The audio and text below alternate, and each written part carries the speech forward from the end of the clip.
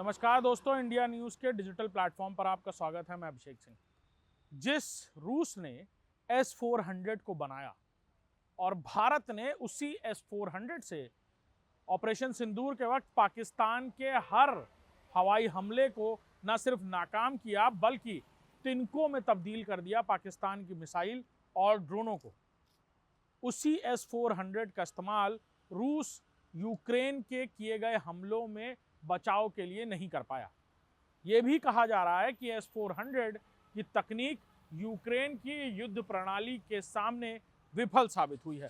जिस S-400 की तारीफ आज पूरी दुनिया ऑपरेशन सिंदूर में भारत के पाकिस्तान के खिलाफ किए गए हमलों में इस्तेमाल की गई और पाकिस्तान के भारत के खिलाफ किए गए हमलों में जिस डिफेंस S-400 सिस्टम ने पूरी तरह भारत को अचूक बना दिया, अभय बना दिया, अक्षय बना दिया, ऐसे में क्या वो S-400 रूस में कारगर नहीं रहा?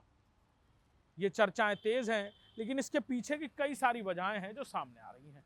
असल में यूक्रेन ने जिस युद्ध प्रणाली का इस्तेमाल किया, यानी जिस प्रिसाइज टेक्नोलॉजी पर S-400 काम करता है, उसकी जगह जिस तादाद में और जिस संख्या में यूक्रेन ने मिसाइल और जिस तादाद में ड्रोन हमले किए, S-400 ने काम तो किया, लेकिन इतनी बड़ी तादाद के युद्ध हमलों के लिए S-400 भी कारगर नहीं रहा। और साथ ही साथ पोजीशनिंग को लेकर भी सवाल उठ रहा है।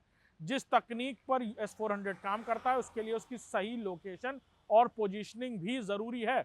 यूक्रेन की तरफ से कहीं ना कहीं S-400 की पोजीशनिंग को लेकर भी सवाल उठ रहे हैं कि वो पोजीशनिंग उतनी बेहतर नहीं थी, और शायद यही वजह है कि S-400 उतनी प्रिसाइजली यानी उतनी अचूकता से काम नहीं कर पाया। साथ ही साथ यूक्रेन के किए गए हमले भी इतनी बड़ी तादाद में, इतने बड़ी बौछार की ड्रोन और मिसाइल हमलों की कि S-400 की पोजीशनिंग उस जगह पर थी ही नहीं, और थी भी तो इतनी बड़ी संख्या में नहीं थी जहां सैकड़ों की तादाद में हुए ड्रोन हमलों को वो रोक सके।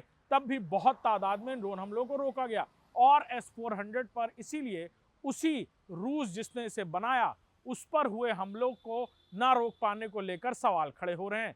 नमस्कार।